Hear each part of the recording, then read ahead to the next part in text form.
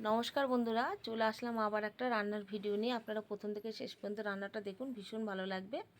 এখানে আমি দিয়েছি পেঁয়াজ, রসুন, টমেটো, কাঁচা লঙ্কা, শুকনো লঙ্কা আর দিয়েছি 2-4 কোয়া মতন কাজু দিয়ে এটা ভালো করে ভেজে নেব। ভেজে নিয়ে পেস্ট করে রেখে দেবো। এবার আমি রান্নাটা কিন্তু এখানে বসিয়ে দিয়েছি, যেমন করে মাংস রান্না করে সবাই, মানে জিরে, তেজপাতা, শুকনো লঙ্কা ফোড়ন দিয়ে কটা পেঁয়াজ দিয়েছিলাম। পেঁয়াজটা ভাজা হয়ে গেলে জিরের গুঁড়ো, ধনের গুঁড়ো, লবণ, হলুদ, মিষ্টি যা যা দিতে হয় সব দিয়ে মাংসটাকে আমি ভালো করে গরম জল দিয়ে ধুয়ে তারপরে সেটাকে দই আর হলুদ আর সর্ষে তেল মাখিয়ে প্রেসারে 3-4টে মতন সিটি দিয়েছিলাম। সেটাই এখন দিয়ে দিলাম মাংসটা।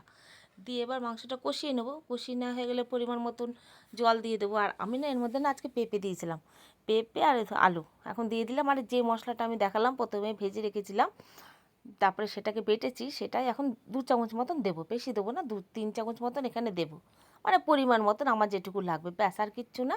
নামানোর আগে একটু ঘি দিয়ে দেবো, হয়ে গেল। যদি ইচ্ছা হলো ঘি দেবেন, না ইচ্ছা হলে দেবেন না। মাংসতে কিন্তু আমি বেশি তেল দিইনি, যেহেতু আমার মাংসতে সামান্য একটু চর্বি ছিল, সেই চর্বি থেকে কিন্তু তেলটা বেরিয়েছে। বেশি তেল কিন্তু মাংসতে, খাসির মাংসতে চর্বি থাকলে কিন্তু দেওয়ার দরকার হয় না। আবার অনেক সময় তেলের মধ্যে যদি একটু সামান্য চিনি দেওয়া হয় না, তখন কিন্তু কালারটা এরকম সুন্দর আসে। দেখুন কত সুন্দর রঙটা হয়েছে। এখানে কিন্তু একটা মাত্র আমি শুকনো লঙ্কা দিয়েছিলাম, আর তাছাড়া সবই কাঁচা লঙ্কার রান্না।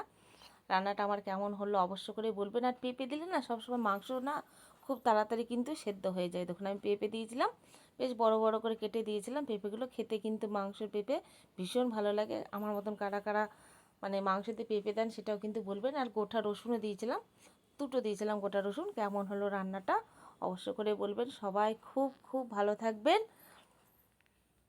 আর কি বলবো, সবাই ভালো থাকবেন। সবার পাশে সব সময়ের জন্য আমি থাকবো, যতটুকু পারবো ততটুকু সবার পরিবারে যাওয়ার জন্য আমি চেষ্টা করব।